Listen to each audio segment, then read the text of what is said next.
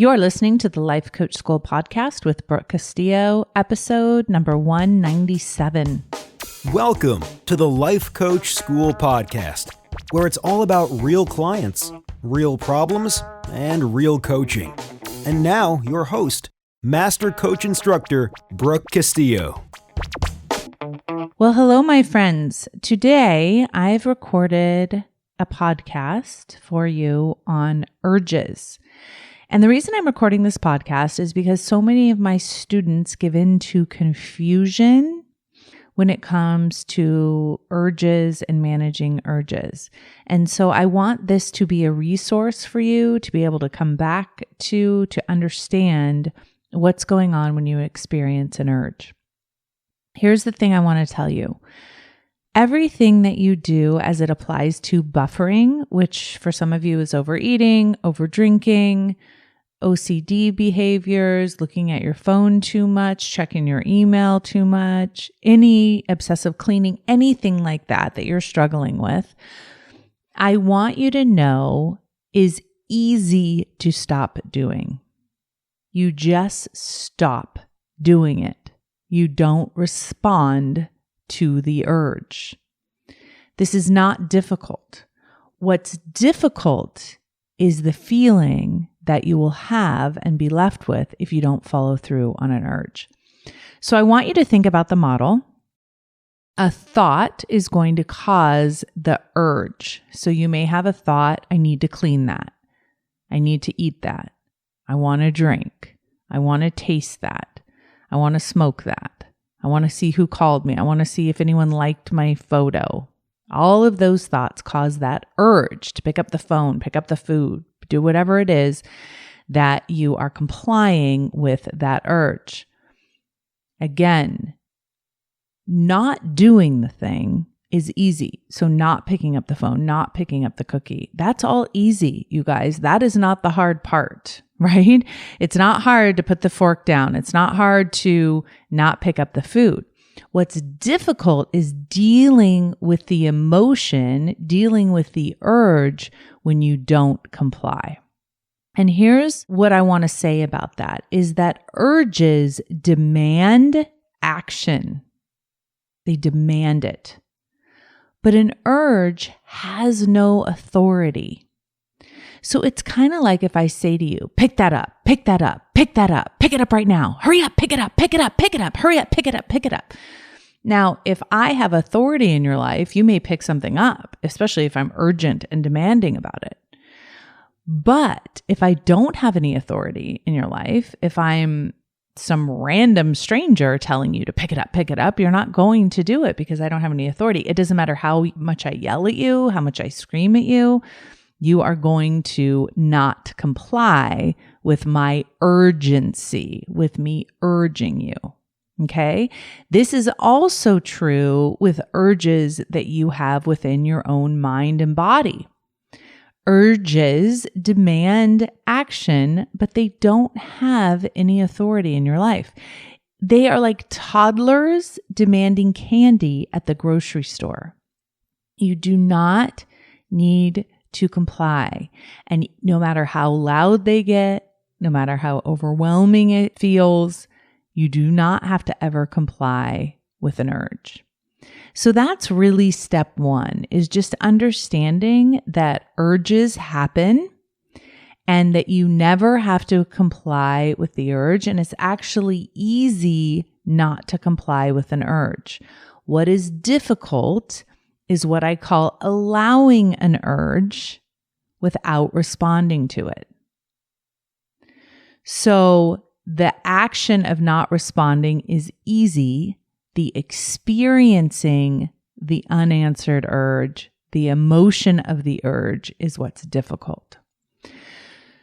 I think this is why a lot of attempts to change behavior doesn't work. Because most people are trying to figure out how to deal with the behavior that the urge causes instead of dealing with the urge directly.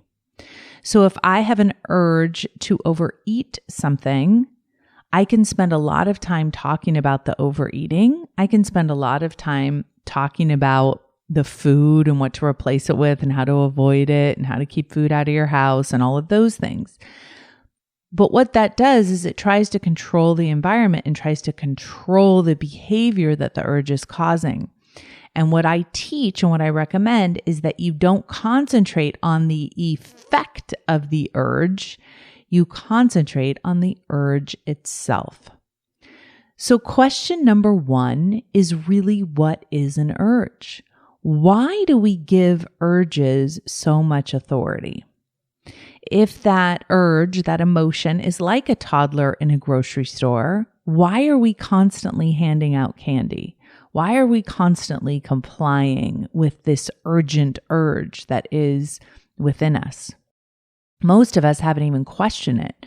Most of us feel as if we have no control, so we're just constantly complying with every emotion that we have, with every urge that we have, with every immediate desire that we have. We feel as if that urge is irresistible. And sometimes it is. And here's what I mean by that. When you have an urge that is irresistible, it means that you can't resist it. And this is what most people try to do with urges. They try to resist the urges. They try to avoid the urges. They try to replace the behavior that the urge causes. And when you have an irresistible urge, you're going to feel like you're out of control. You're going to feel as if you are doing things against your own will. And that is why, my friends, resisting an urge doesn't work. An urge is just a desire. It is an intense desire caused by your thinking. And what happens is we have a desire and then we reward that desire, and that perpetuates the desire. So the more we reward the urges, the more intense the urges get. We want a cookie, we eat a cookie, then we want a cookie even more. Then we eat a cookie, then we want a cookie even more.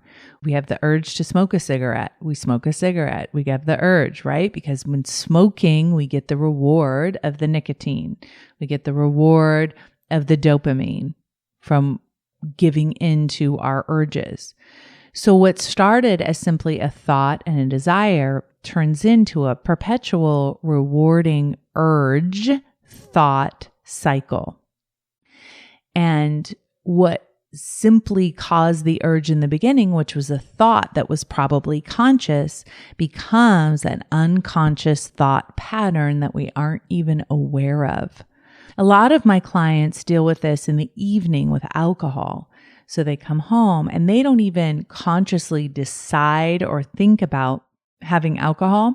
That thought has been thought so many times that it's actually unconscious, and the urge is just really, really intense. And when they go about resisting that urge, they find that the urge is irresistible. So what is the answer? What do you do if you have an urge? You do not react to it and you do not resist it. So what do? You allow it. Now your brain will immediately want to be confused by this. What does it mean? If you're not reacting to the urge, which means you're not complying with it or giving in, and you're not resisting it, what exactly are you doing?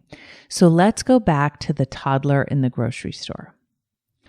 Toddler screaming urgently, urging. So you give it a candy bar. Toddler stops urging. But what has toddler learned? Screaming, freaking out, demanding, being urgent, causing urges works. So the more I'm urgent, the more I cause the urge, the more candy bars I get. So the more you give that toddler a candy bar every time you go to the grocery store, the more demanding that toddler is going to be for that candy bar. Okay, that is when we react to urges, we give in to them. Option number 2 is we resist those urges. So the kid's screaming, the kid's yelling, we're yelling back at the kid, we're pushing on the kid is pushing back on us, the kid is freaking out. Have you ever watched a kid go into like full on meltdown? It totally wears you out, right? And eventually, many of us give in and react to it, or we resist and exhaust ourselves from it. The third option is simply allowing the urge. Allowing the kid to have a fit, allowing the kid to freak out, allowing the kid to demand it, and to not react at all, and to not try to get the kid to stop crying, not try to resist it, none of it. Just let it be what it is. And what you will notice with a toddler and with an urge is that when you just allow it to do what it does without resisting, without complying, without reacting, it eventually extinguishes itself. A toddler will learn that throwing a fit does nothing. There is no reward for creating the urgency. There is no reward for creating the urge. And so it extinguishes. And this, my friend, is exactly what we need to do with our urges for drinking, for eating, for all of the things that we do that are buffering against our own will. Here's what happens when you have an urge and you answer it, it intensifies. When you have an urge and you don't answer it, when you just allow it to be there and you don't resist it, it dissipates. And the more you allow an urge without rewarding it, the less impact it has in your life, the less meaning it has in your life. And eventually it disappears. I know that so many of you can relate to this. So many of my students that were overeaters that now aren't, that used to smoke that now don't, that used to obsess over that boy in high school and now don't ever think about that boy at all. That is what happens when we stop rewarding the urge. We stop encouraging the urge. It extinguishes itself. It's just like those Pavlovian dogs. When we stop giving them food after ringing the bell, then the urges go away. The drool goes away, even when we ring the bell, because we're not answering it with reward. So to summarize, an urge is simply a desire caused by a thought in your mind. If you're having a lot of urges and they're very intense, it's most likely because you've had multiple urges and rewarded those urges and it's become unconscious. What causes urges is our thinking and rewarding the urges. If you have an urge, you want to allow it to be there without resisting it and without complying with it. It has no authority in your life. It can kick, it can scream, it can freak out, but you are not going to comply or resist it. It will not feel good to do this, my friends. Allowing an urge to be there, allowing a toddler to scream at the top of his lungs in the grocery store is not pleasant. But eventually the toddler stops screaming and eventually the urge goes away. And if you do it enough times, you will completely extinguish the urge to do the thing that you keep on doing. This is why moderation often doesn't work. When we give into urges sometimes, but not all the time, the urges are still intense. When you give into the toddler sometimes, but not all the time, the toddler is still going to throw the fit. But when you allow an urge to be there without answering it, consistently and over a long period of time, eventually those urges go away. And so some of you may ask, does this mean I can never drink again? Does this mean I can never eat candy again? And my answer to that and to all things that are compulsive, which simply means irresistible urgings, is that you can do those things, but only if you plan them ahead of time. You want to make sure that with all things that you are using for buffering, if you want to include them in your life, that you never give in to an urge. You never reward an urge. You simply plan it ahead of time and decide ahead of time to do that thing. And here's what I mean by that. If you want to drink, you decide, I'm going to have a glass of wine with dinner tomorrow night. You are not drinking because of an urge. You're drinking because you planned ahead. And when you do it this way, you are not perpetuating or rewarding urges. You're using your prefrontal cortex to plan for something ahead of time, and therefore you maintain authority over it. This is not the same as giving into an urge and rewarding the urge. That's what I have for you on urges today. Please listen to this many times so your brain can't pretend to be confused about urges if it's something that you struggle with. The answer is to simply allow and not resist or react to an urge. And eventually it will extinguish itself. Have a beautiful week, everyone. Talk to you soon. Bye-bye. Hey, if you enjoy listening to this podcast, you have to come check out Self-Coaching Scholars. It's my monthly coaching program where we take all this material and we apply it. We take it to the next level and we study it. Join me over at thelifecoachschool.com/join. Make sure you type in the THE lifecoachschool.com/join. I'd love to have you join me in Self-Coaching Scholars. See you there.